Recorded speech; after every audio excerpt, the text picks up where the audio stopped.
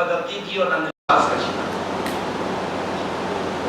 ایک اور سامنے واقعہ سنایا، کسی کا بچہ پیدا ہوا، انہوں نے اپنے مرحوم دادا کے نام پہ بچے کا نام رکھا، بچہ 2-4 مہینے کے بعد انتقال کر گیا۔ پھر دوسرا بچہ جب پیدا ہوا، پھر انہوں نے اپنے مرحوم دادا کے نام پہ، ان کے والد کا مطالبہ تھا کہ انہی کے نام پہ نام رکھا، دوبارہ پھر انہوں نے وہی نام رکھا، بچہ وہ دوسرا بچہ بھی انتقال کر گیا۔ اب گھر والوں کے دماغ میں کیا بات بیٹھ رہی کہ یہ نام رکھا ہے اس لیے یہ بچہ مر رہا ہے۔ تیسری مرتبہ بچہ پیدا ہوا تو لوگوں نے کہا کہ دادا کے پاس نہیں جائیں گے نام رکھوانے کے، لوگوں نے زبردستی کی کہ نہیں ہم اپنے من سے نام رکھ لیں گے، لیکن دادا بسی تو نہیں، ہم تو اپنے والد کے نام کو رکھیں گے۔ اور پھر ماشاءاللہ وہ بچہ زندہ رہا۔ تو اسلام تو توحید کا دین ہے، اندھ وشواس کو، بدعقیدگی کو ختم کرنے والا دین۔ اللہ کے نبی کے بیٹے ابراہیم کا انتقال ہوا، اور جس دن انتقال ہوا اسی دن سورج میں گرہن لگ گیا۔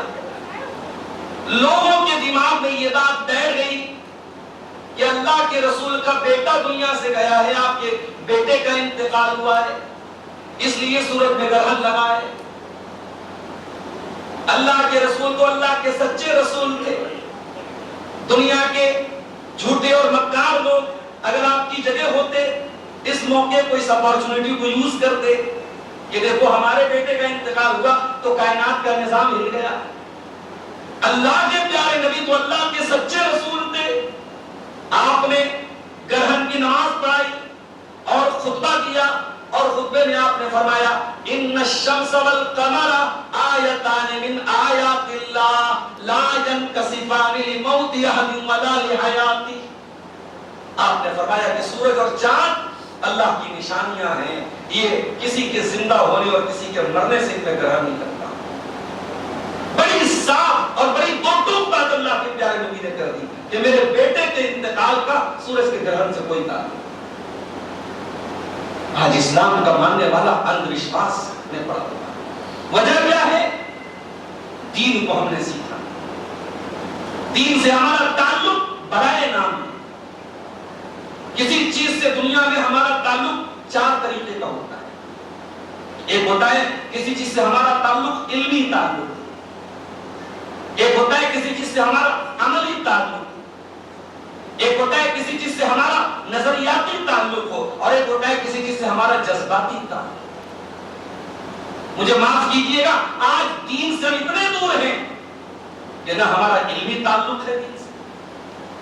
ہماری ایک بڑی تعداد مسلمانوں کی، خاص طور سے آپ غازی پور کے اس گاؤں میں بیٹھے، آپ ذرا گاؤں کا جائزہ لے کے دیکھیے کتنے مسلمان ہیں جو قرآن تک نہیں پڑھا انہوں نے، عربی اور اردو سے ناواقف۔ مجھے ایک بھائی نے بتایا کسی گاؤں کے بارے میں کہ مسجد نہیں قائم ہو رہی تھی، اور لوگوں کی سوچ یہ تھی کہ مسجد اگر ہم بنا لیں گے اور مسجد میں نماز نہیں ہوگی تو گنہگار ہوں گے، اس لیے مسجد بنانے کا خیال نہیں ہے۔ یہ دین کی تعلیم کی کمی نہیں تو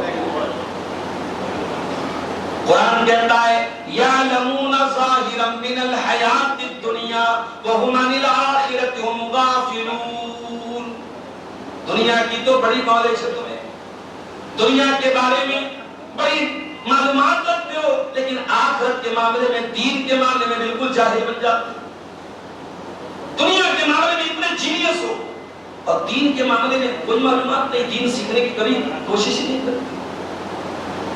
اور یہ بات یاد رکھیے، اپنے بچوں کو دنیا کی تعلیم دلائیے، ہمارے علماء نے کبھی منع نہیں کیا، ہم کبھی اس سے روکنے کی کوشش نہیں کی، لیکن یہ بات یاد رکھیے آپ کے بچے دنیا کی تمام تعلیم حاصل کر لیں، اگر آپ کے بچوں کے پاس دین کا علم نہیں ہے تو آپ کے بچوں کی آخرت برباد ہے۔ دنیا تو بن جائے گی، آخرت برباد ہے، اس لیے کہ آخرت میں جو علم کام آئے گا یہی اللہ کا علم، رسول کا علم، قیامت کا علم، دین کا علم کام آئے گا۔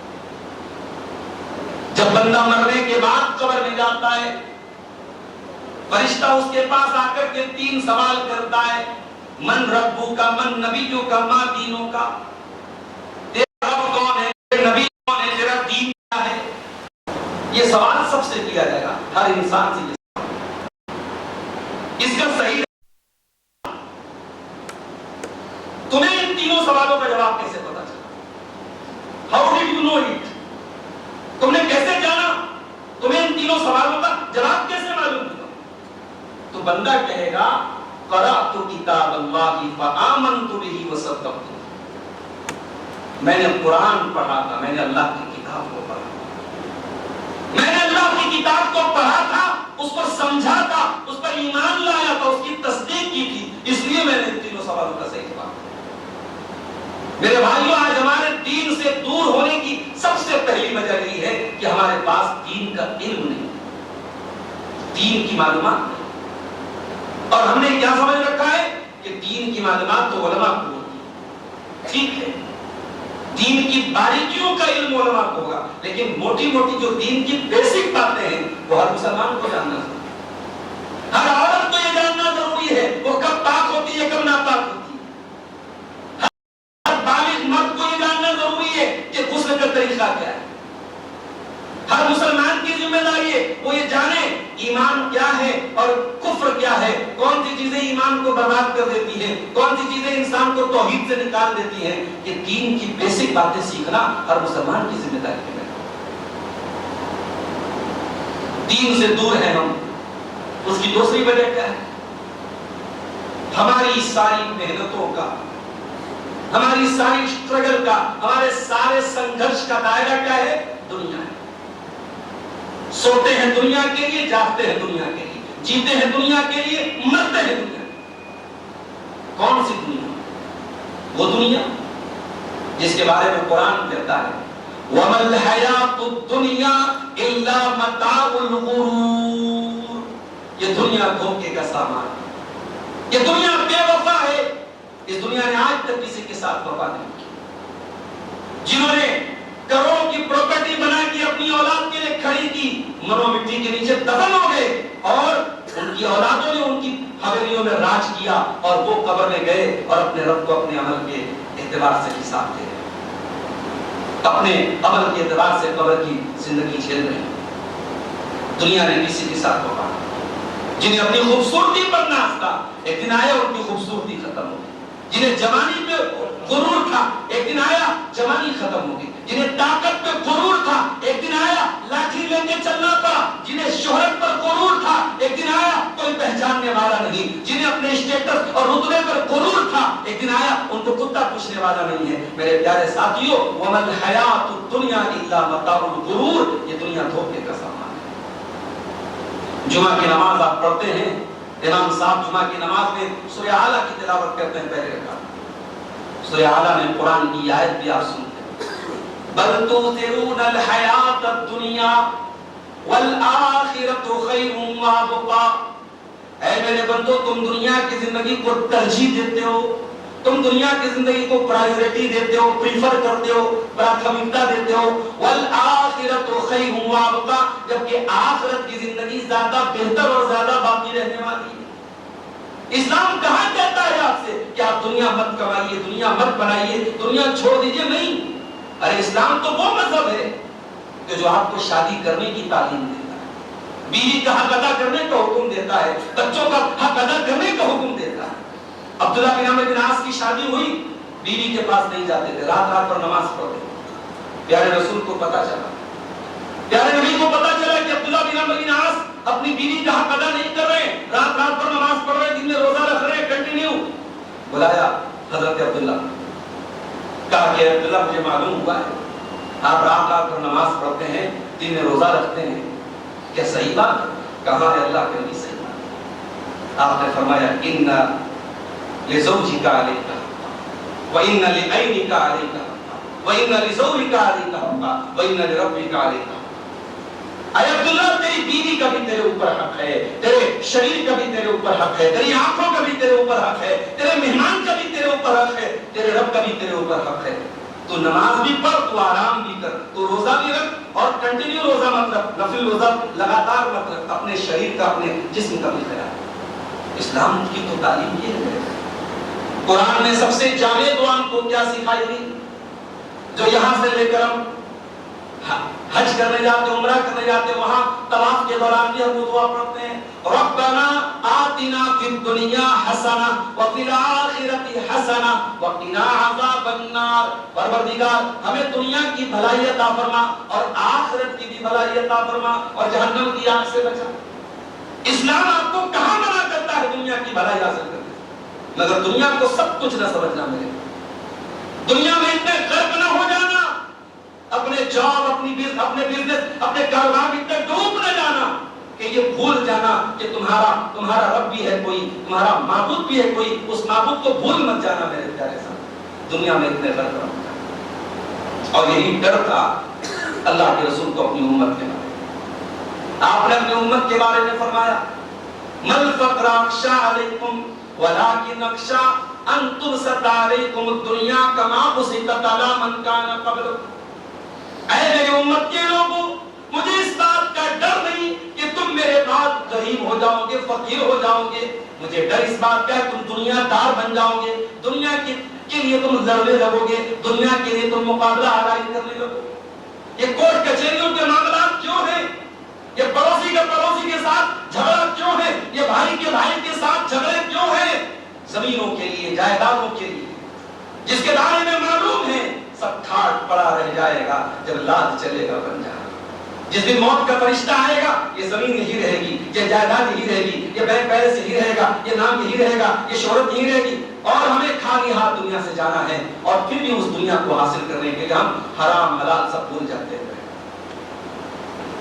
دین سے ہم دور ہیں میرے ساتھ۔ اس کی ایک اور وجہ ہے غلط سنگت اور غلط ماحول۔ انسان کے اوپر صحبت کا بھی بڑا اثر پڑتا ہے۔ اللہ کے رسول کی حدیث ہے المرء علی دین خلیلہ، انسان اپنے دوست کے دین پر ہوتا ہے، جیسا دوست کا دین ہوتا ہے ویسا انسان کا دین۔ آپ نے فرمایا غور کرو تم کس سے دوستی کر رہے ہو، آپ کا اٹھنا بیٹھنا ساتھ سنگت کس کے ساتھ ہے؟ شراب پینے والوں کے ساتھ بیٹھیں گے، شراب نہیں بھی پیئیں گے تو شراب سے جو گھرنا ہونی چاہیے، جو نفرت ہونی چاہیے وہ کم ہو جائے۔ بے نمازیوں کے ساتھ بیٹھیں گے، نماز کی محبت کم ہو جائے۔ حرام خوروں کے ساتھ بیٹھیں گے، حرام کی نفرت کم ہو جائے۔ سنگت کو سدھاریے میرے بھائی۔ اللہ اپنے نبی سے قرآن میں کہتا ہے وَلَا تُطِعْ مَنْ أَغْفَلْنَا قَلْبَهُ عَنْ ذِكْرِنَا وَاتَّبَعَ هَوَاهُ وَكَانَ أَمْرُهُ فُرُطًا۔ اے میرے نبی آپ متقی لوگوں کے ساتھ رہیں۔ وَاصْبِرْ نَفْسَكَ مَعَ الَّذِينَ يَدْعُونَ رَبَّهُمْ بِالْغَدَاةِ وَالْعَشِيِّ يُرِيدُونَ وَجْهَهُ وَلَا تُطِعْ مَنْ أَغْفَلْنَا قَلْبَهُ عَنْ ذِكْرِنَا۔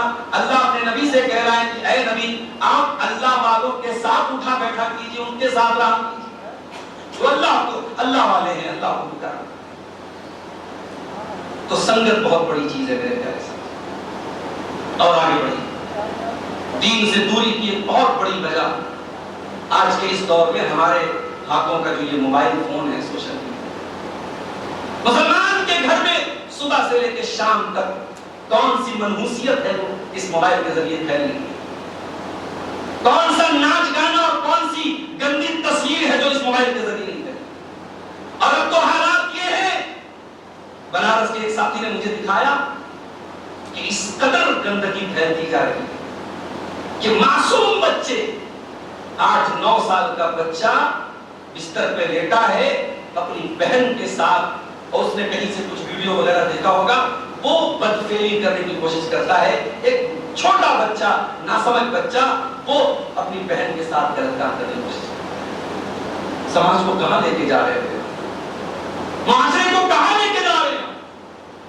اس موبائل اور اس سوشل میڈیا نے آج ہمارے سماج کو گندگی اور بے حیائی کے اس دہانے پہ لا کے کھڑا کر دیا ہے جہاں شرم و حیا اپنا منہ چھپاتی بھی ہوتی ہے۔ ہم مسلمان ہیں، ہمارا مرد ہو یا ہماری عورت ہو، ہماری پہچان ہماری حیا سے ہونی چاہیے۔ ہمارے مردوں کے اندر بھی حیا اور غیرت ہونی چاہیے، ہماری عورتوں کے اندر بھی حیا اور غیرت ہونی چاہیے۔ اللہ کے نبی فرماتے ہیں الحیاء من الایمان، حیا ایمان کا ایک حصہ ہے۔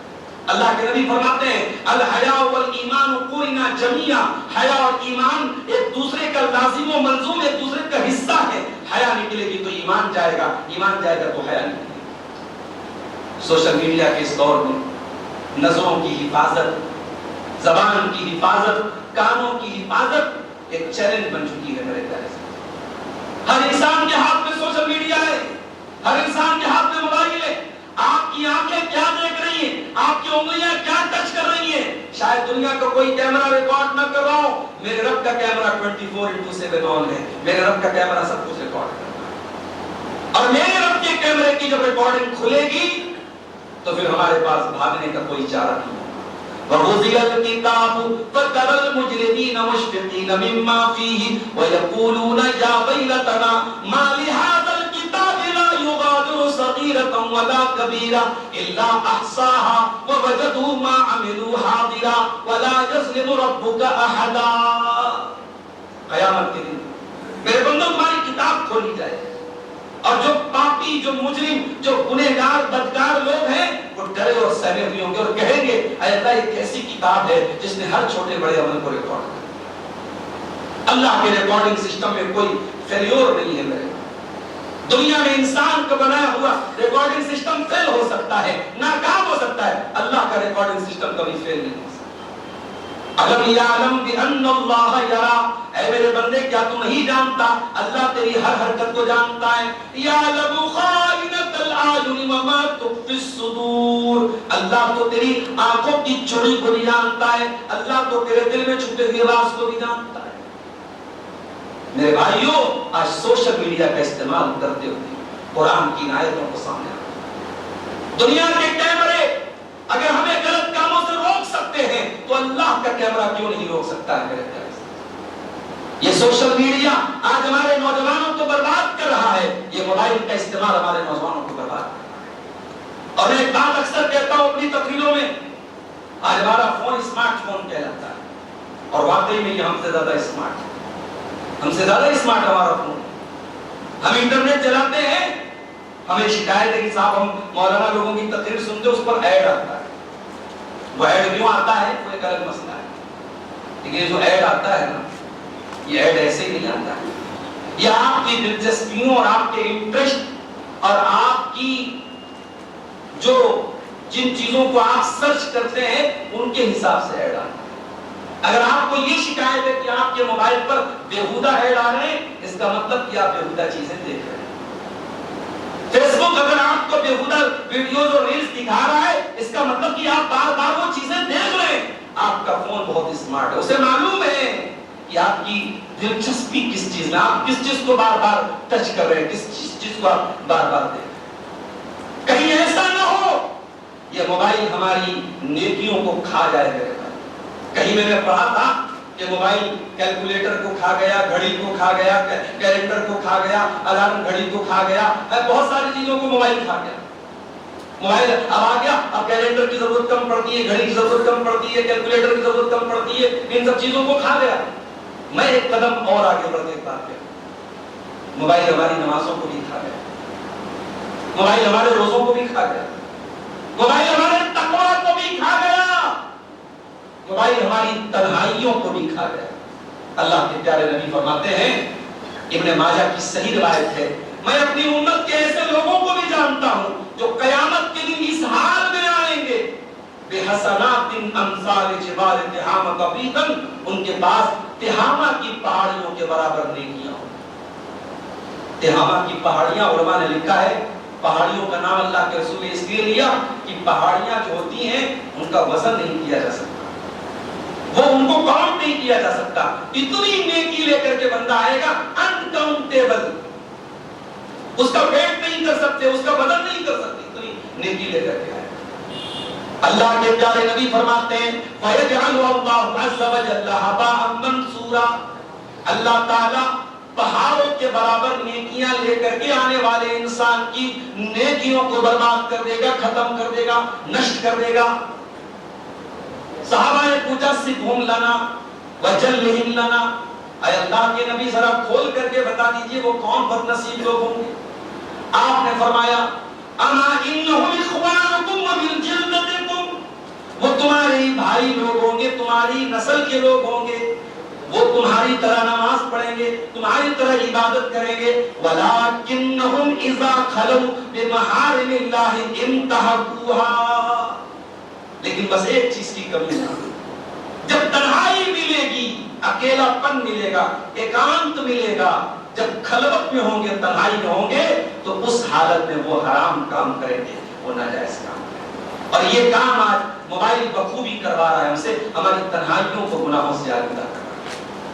تو اپنے فون کو اتنا اسمارٹ نہ بناؤ میرے بھائی کہ وہ آپ کی نیکیوں کو کھا جائے۔ آج ہم دین سے دور ہیں۔ کیوں دور ہیں؟ اس کی ایک بہت بڑی وجہ یہ ہے کہ ہم اپنے علماء سے دور ہیں۔ یہاں تو ماشاءاللہ مئو کے لوگ بھی آئے جو علماء کا گھر ہے، مبارک پور کے بھی لوگ آئے ہیں جو علماء کی سرزمین ہے، اعظم گڑھ سے بھی لوگ آئے جہاں علماء کی کمی نہیں ہے، لیکن غازی پور کے جس علاقے میں ہم اور آپ بیٹھے ہیں، یہاں کسی زمانے میں علماء تھے، آج علماء نہیں ہے۔ اور اس طریقے کے گاؤں میں اور دیہاتوں میں جہاں علماء نہیں ہیں، کام کرنے والے لوگ نہیں ہیں، وہاں کے حالات کیا ہیں؟ آپ جائیے اور ذرا سروے کیجیے، آپ کو معلوم ہو جائے۔ نماز کیا ہوتی ہے، وضو کیا ہوتا ہے، قرآن کیا ہوتا ہے، لوگ نہیں جانتے میرے بھائی۔ دین کی بیسک چیزیں لوگ نہیں جانتے۔ ایسی بستیوں میں علماء کی ضرورت ہے، اور ایسی بستیوں کے لوگوں کو علماء سے جوڑنے کی ضرورت ہے۔ اور میں تو ایک بات اور کہتا ہوں کہ جہاں علماء ہیں، اب ان علاقوں میں لوگوں نے علماء سے قطع تعلق کی کر لی، سب کے پاس موبائل آ گیا۔ ایک صاحب کہنے لگے کہ اب تو مجھے فتویٰ پوچھنا ہوتا ہے، میں تو وہ چیٹ جی پی ٹی سے پوچھ لیتا ہوں، وہ بالکل صحیح فتویٰ دے دیتا ہے۔ چیٹ جی پی ٹی اب فتویٰ دے گا تو مدارس سے مفتیوں کو نکال دینا چاہیے، علماء کو کا کام ختم کر، اب چیٹ جی پی ٹی صاحب کے فتویٰ دیں۔ چیٹ جی پی ٹی کیا ہے؟ آرٹیفیشل انٹیلیجنس، مشین کے دوارا، مشین کے ذریعے بنائی گئی عقل اور ذہانت ہے۔ اس کو ہم چیٹ جی پی ٹی بولتے ہیں، اس کو جیمنی بولتے ہیں، اس کے کئی الگ الگ ورژن ہیں۔ اس کے اندر ڈاٹا فیڈ کیا گیا، اس کو ایک آرٹیفیشل عقل دے دی گئی، وہ انسانی عقل نہیں، مشینی عقل ہے۔ اب مشینی عقل ہے تو ظاہر ہے کہ وہ اپنے حساب سے جواب دے۔ اسے اگر معلوم ہو جائے کہ اس کا موبائل چلانے والا سود اور بیاج کا دھندا کرتا ہے اور وہ پوچھے گا کہ سود کا کاروبار کرنا کیسا ہے، تو کہیں نہ کہیں وہ سافٹ کارنر دکھائے گا کہ بھائی ٹھیک ہے آپ سود کا کام کر سکتے ہیں۔ اور یہ بات میں تجربات کی بنیاد پہ کہہ رہا ہوں۔ ایک رافضی آدمی، ایک صحابہ کو گالی دینے والا آدمی، وہ اپنے چیٹ جی پی ٹی سے پوچھتا ہے کہ کون صحیح ہے، شیعہ صحیح ہے یا سنی صحیح ہے؟ اس کا چیٹ جی پی ٹی بولتا ہے کہ نہیں شیعہ صحیح ہے، شیعوں کا عقیدہ صحیح ہے، ان کا نظریہ صحیح ہے۔ تو آپ اگر علماء کی جگہ آپ موبائل کو دے رہے ہیں، انٹرنیٹ کو دے رہے ہیں، تو آپ اپنی ہلاکت کو خرید رہے ہیں، آپ اپنے دین کو ہلاکت میں ڈال رہے ہیں۔ اسی لیے اللہ کے پیارے نبی فرماتے ہیں قیامت کے پہلے کیسا دور آئے گا، ان اللہ یقبض العلم انتزاعا ينتزعه من العباد، اللہ تعالیٰ دنیا سے علماء کو اٹھائے حتی اذا لم یبق عالما، یہاں تک کہ جب علماء نہیں بچیں گے، اتخذ الناس رؤوسا جہالا، لوگ جاہلوں کو اپنا سردار بنا لیں گے، فسئلوا فافتوا بغیر علم فضلوا واضلوا، اور جاہل فتویٰ دیں گے اور خود بھی گمراہ ہوں گے اور دوسروں کو بھی گمراہ کریں گے۔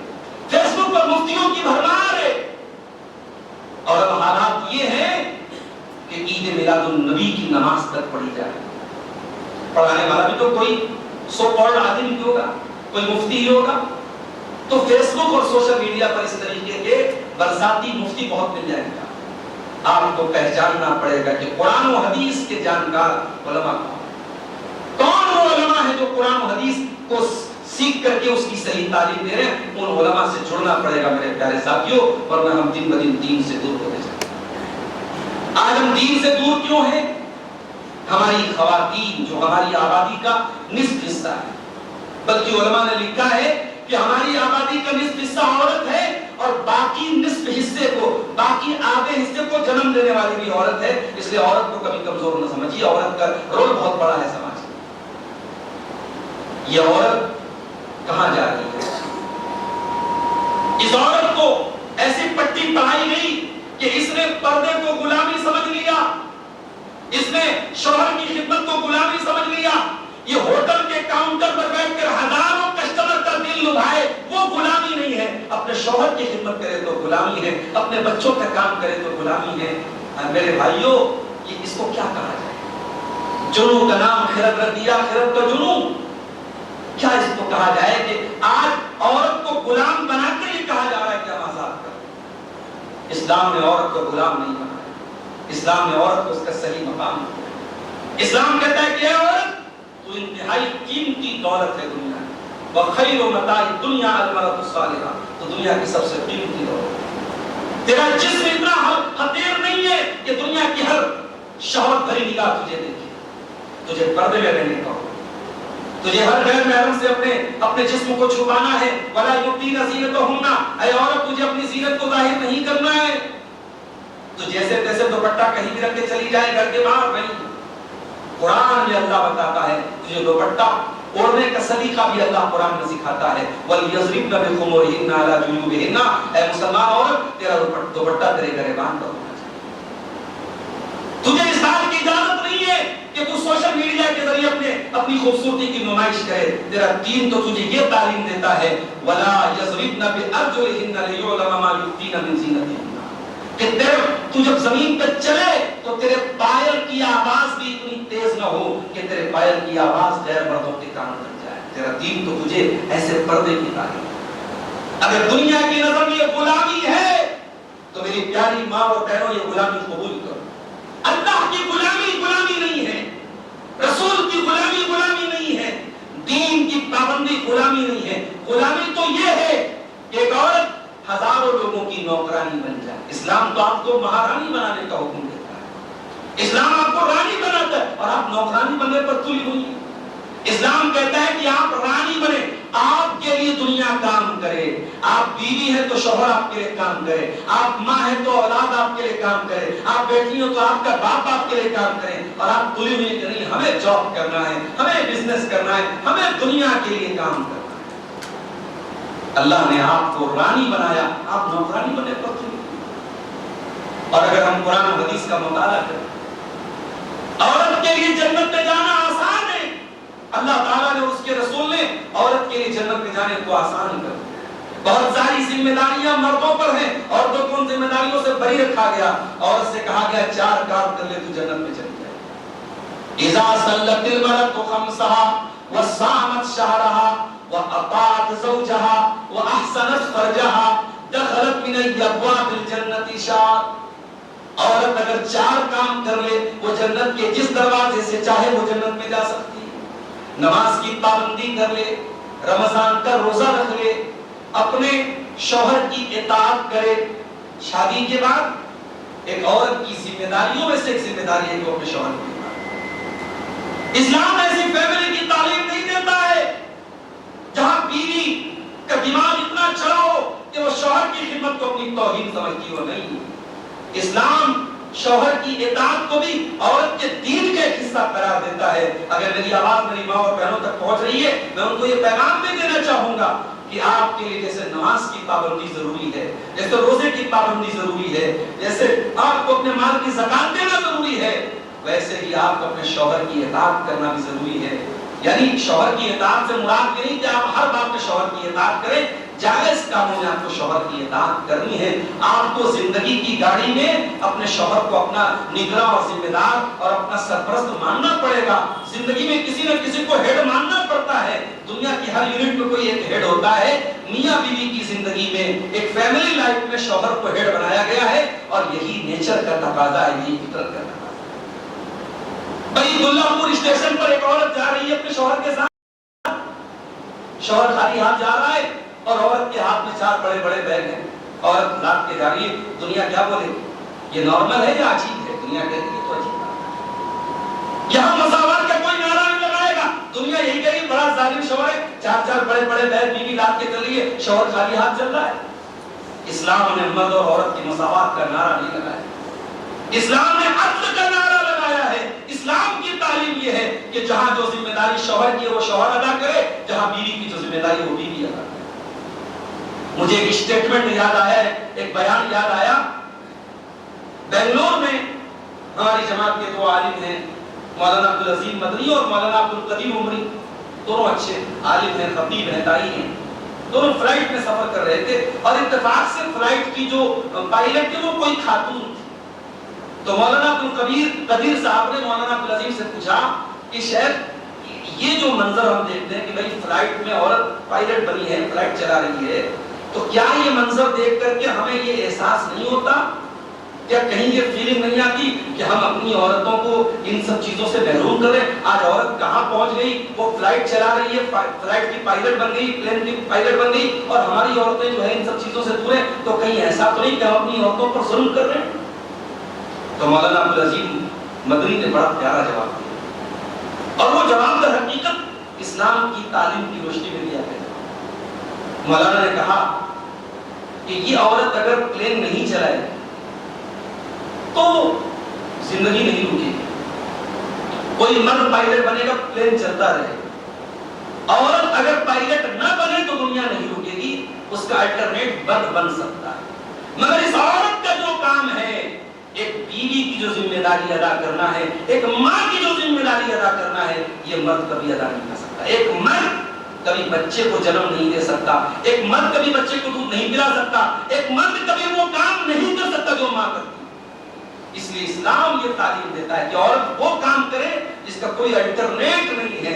عورت اگر اپنا وہ کام چھوڑ دے گی تو اس کا کوئی الٹرنیٹ نہیں ہے، کوئی اس کا کوئی متبادل نہیں ہے، کوئی اور آپشن نہیں ہے۔ اگر عورت اپنا وہ کام چھوڑ دے گی تو سماج برباد ہو جائے گا۔ آج سماج برباد ہے میرے بھائی، جس سماج کی لڑکیاں بے حیا ہیں، جا کے پتا کرو وہ کیوں بے حیا ہوئی ہیں۔ عربی کا شاعر کہتا ہے اذا کان رب البیت من قبل ضاربا فلا تلومن الاولاد علی الرقص۔ اگر گھر کا مالک ڈھول بجا رہا ہو تو گھر کے بچے اگر ناچ رہے ہیں تو کوئی حیرت کی بات نہیں۔ گھر کا ذمہ دار کون ہے، گھر کا گارجین کون ہے؟ ہمیں یہ رونا بند کر دینا چاہیے کہ ہماری نوجوان نسل خراب ہو گئی ہے۔ ہمیں اس بات کا رونا چاہیے کہ ہم کہاں پر کھڑے ہیں، ہم نے اپنے بچوں کی تربیت کہاں پیدا کیا ہے کہ ہم نے اپنے بچوں کو آخرت سے جوڑنے کے لیے کتنی محنت کی ہے۔ اب یہ وہ دور نہیں ہے، صحابہ کا دور نہیں ہے، تابعین کا دور نہیں ہے۔ ہر طرف دین کے ادارے تھے، ہر طرف دین سکھایا جا رہا تھا، للہیت کا ماحول تھا، تقویٰ کا ماحول تھا۔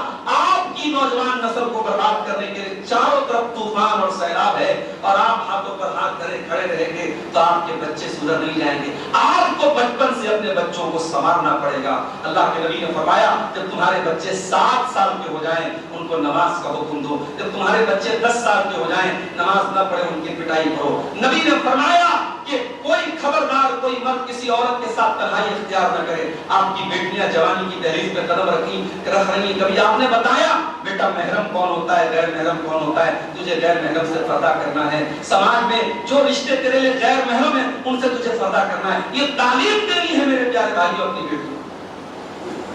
آج دین سے ہم دور اسی لیے کہ ہماری عورتیں دین سے۔ اور ایک اور بات، سماج کا ایک بہت بڑا طبقہ نوجوانوں کا طبقہ ہے۔ آج ہمارا نوجوان جو ہمارا کیپٹل، ہمارا سرمایہ ہے، اس نوجوان کی زندگی میں دین نہ کے برابر۔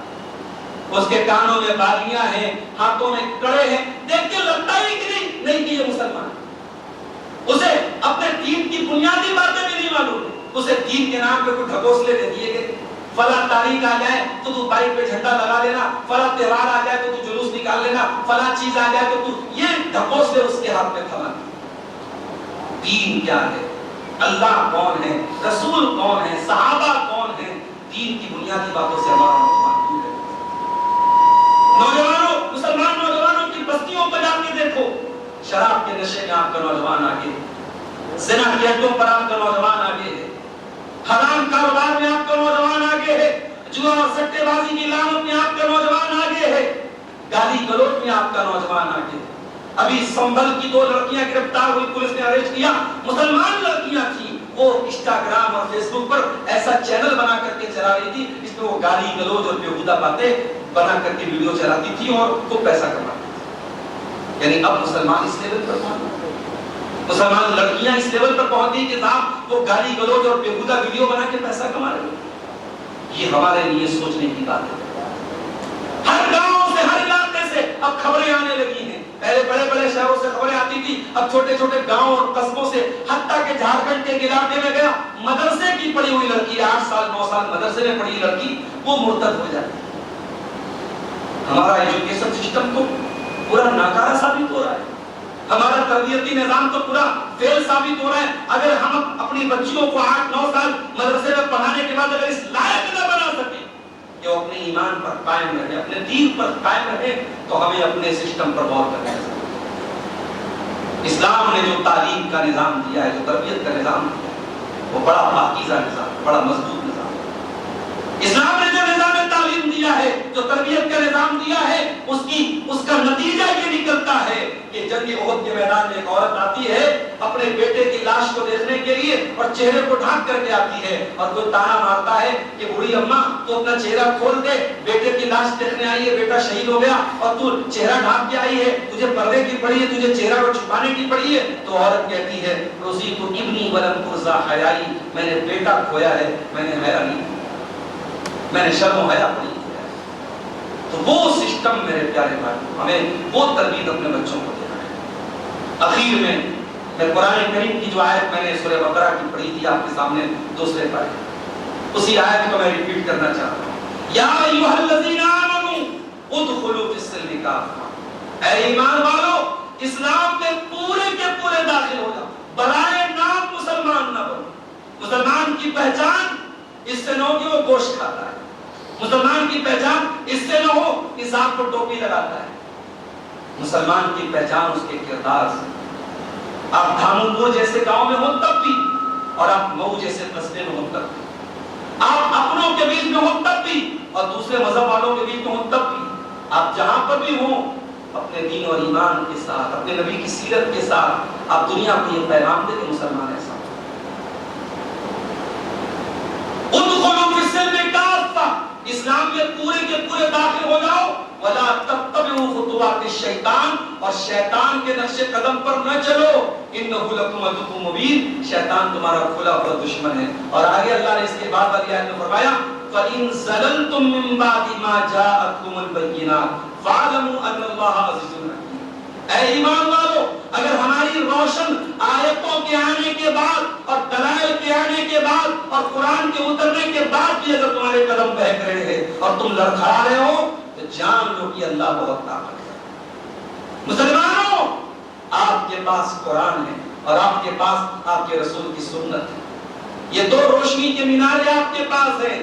آپ سے سوال پہلے ہوگا کہ آپ نے کیا کیا, آپ نے اپنے دین پر کتنا عمل کیا. دوسروں کی ذمہ داری بعد میں آتی, پہلے ہماری ذمہ داری بعد میں. دنیا آپ کے کردار سے اسلام کو پڑھے گی, دنیا قرآن بعد میں پڑھے گی, دنیا حدیثیں بعد میں پڑھے گی, دنیا پہلے ہمیں اور آپ کو پڑھے گی, ہمارا کردار دیکھے گی. اس لیے میرے پیارے ساتھیوں, ہم دین کی طرف رجوع کریں, دین کی طرف پلٹیں. اللہ سے دعا ہے رب العالمین ہم سب کو صحیح معنوں میں دین پر چلنے والا بنا دے, دین پر عمل کرنے والا بنا دے. رب العالمین ہمارے عقیدے میں, ہمارے عمل میں, ہمارے اخلاق میں جو کمیاں اور کوتاہیاں ہیں, اللہ ہم سب کو انہیں دور کرنے کی توفیق عطا فرمائے. اس مسجد کو جن بھائیوں کی محنتوں سے قائم کیا گیا ہے, اللہ ان کے لیے اس مسجد کو صدقہ جاریہ بنا دے, اور مزید اس کے کام کو ہم سب کو پورا کرنے کی توفیق عطا فرمائے. اللہ تعالیٰ اس بستی کو توحید پر قائم رکھے. اللہ تعالیٰ ایمان کی زندگی ہم کو عطا فرمائے اور ایمان پر ہم سب کا خاتمہ ہو. آمین. وآخر دعوانا الحمدللہ رب العالمین. والسلام علیکم ورحمۃ اللہ.